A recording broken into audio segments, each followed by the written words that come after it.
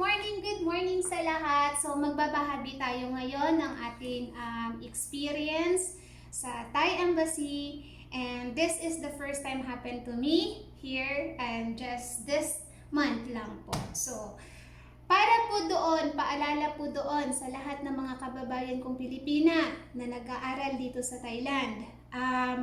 Ano ko na rin to narinig ko na rin to, isa sa mga Pilipina na naka-experience ng ganito sa Thai Embassy or dito sa Thai Immigration. So, paalala lang to for those who are holding an ED visa here in Thailand.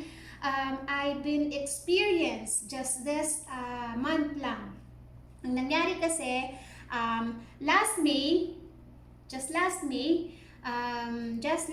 2024, I go back to Philippines as I need to visit my family also. And then, tapos na ako ng aking second ED visa dito sa Thailand. So, I am a holder of ED visa here in Thailand, studying in Thai language. So, I am a Filipino studying an ED visa. Inuulit ko.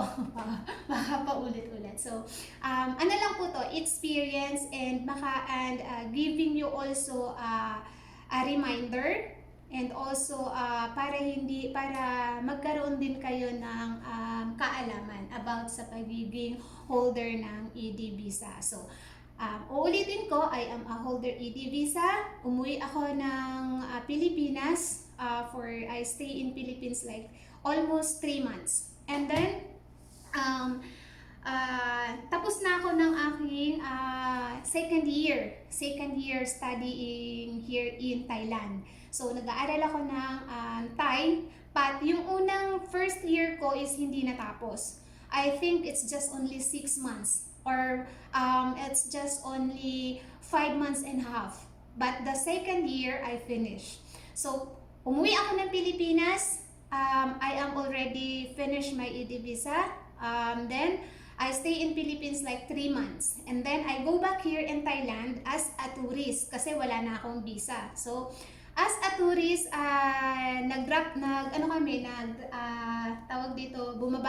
off kami sa Don Muang International Airport dito sa Thailand. So, wala akong, buti na lang talaga, I really go study Thai.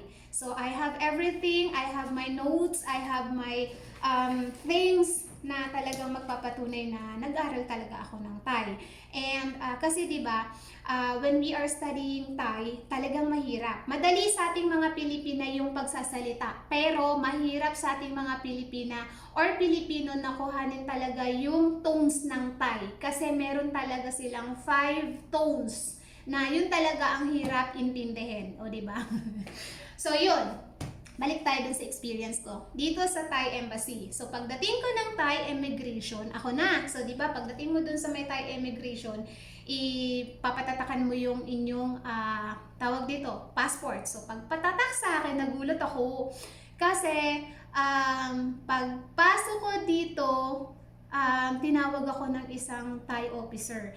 Tinawag ako ng isang immigration ng Thai. Dinala ako dun sa isang table, and guys, take note, mabuti na lang talaga kapag mag-aaral ka, nandun pa rin talaga sa isip mo yung mga pinag-aralan mo. Although hindi talaga ako ganun ka, hindi talaga ako ganun ka talino, or hindi talaga pa ako ganun ka good pagdating sa Thai. Talagang nangangamote pa ako. For this 1 year and a half studying Thai, it's not really easy. So, but then, I can speak Thai, but not too much. Just a little bit. Need noy.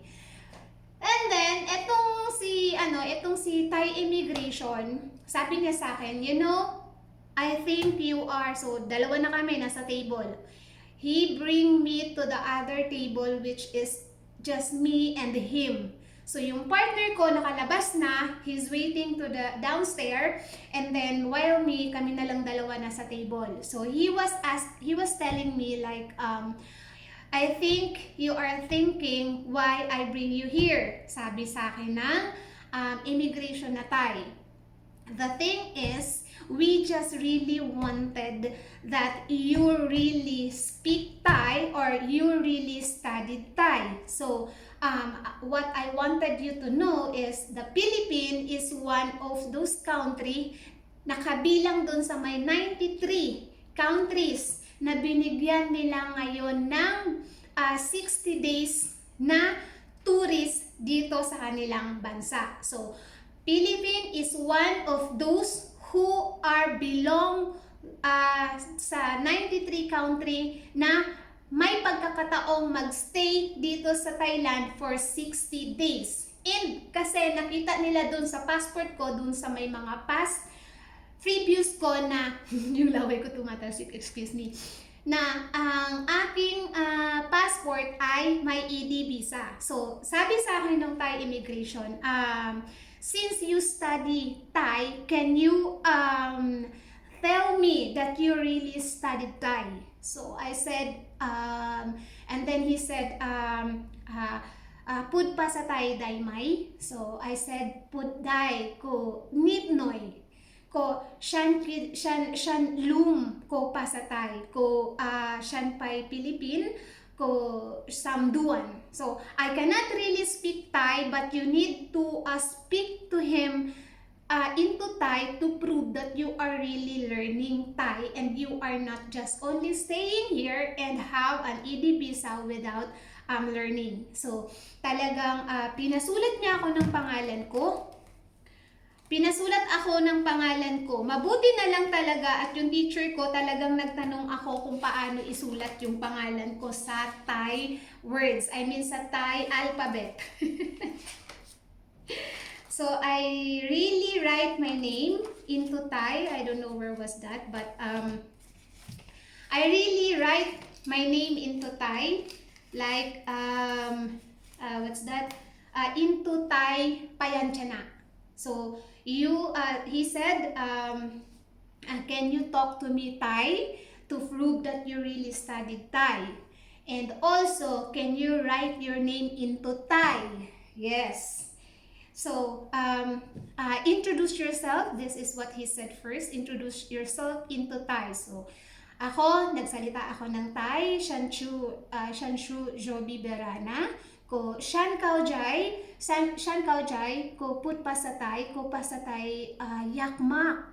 So sabi ko, ko Shan Ayo Samsip Shan Ayo Samsipet Pi. So since I don't really know, but since nakapag-aral na nga ako ng Thai, so naturuan ako ng teacher ko, Shan kung kuru riyan ko pa sa Thai food to introduce myself.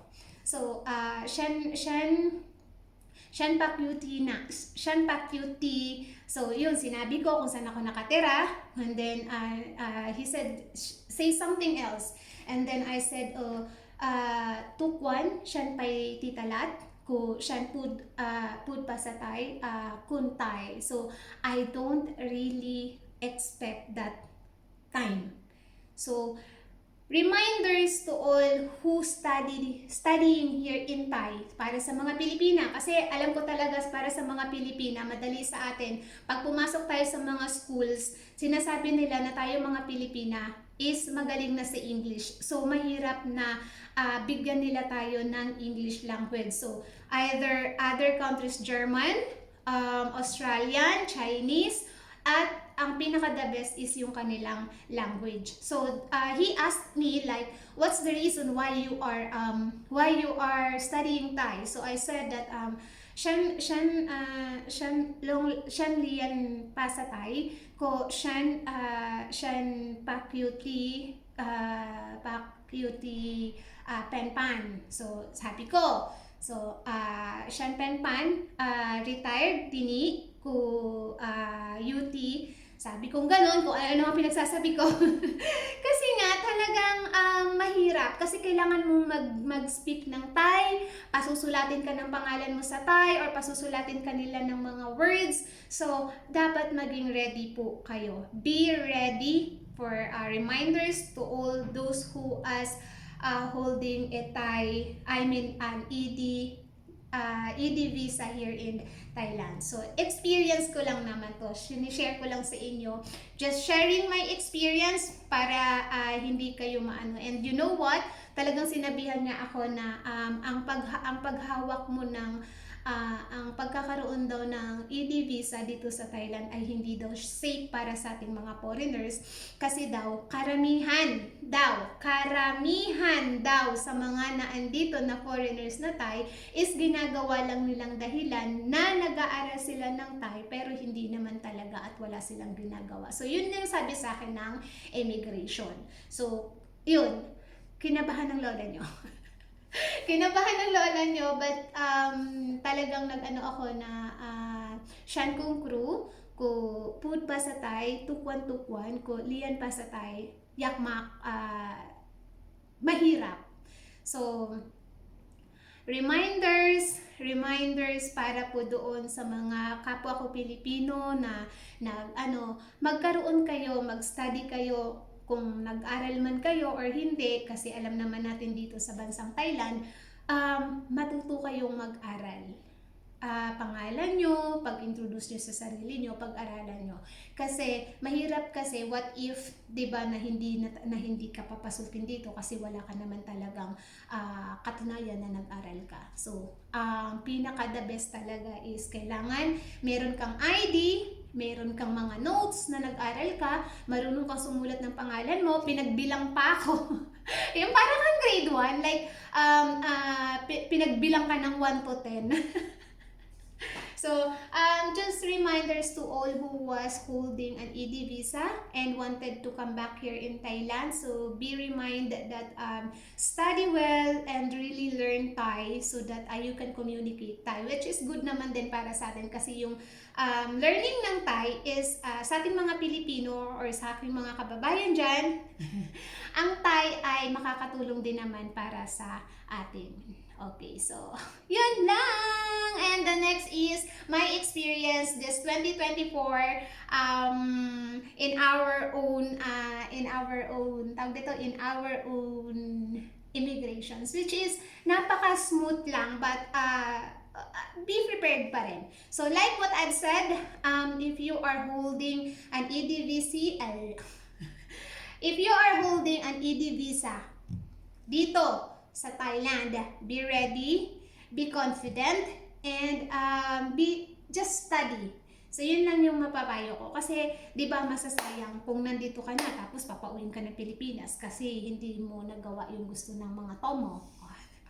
TOMO means immigration. So yun lang. Salamat at sana makatulong at sana it will help to those who are wanted to come back here with their Thai ED visa. And thank you. Please hit the button to follow.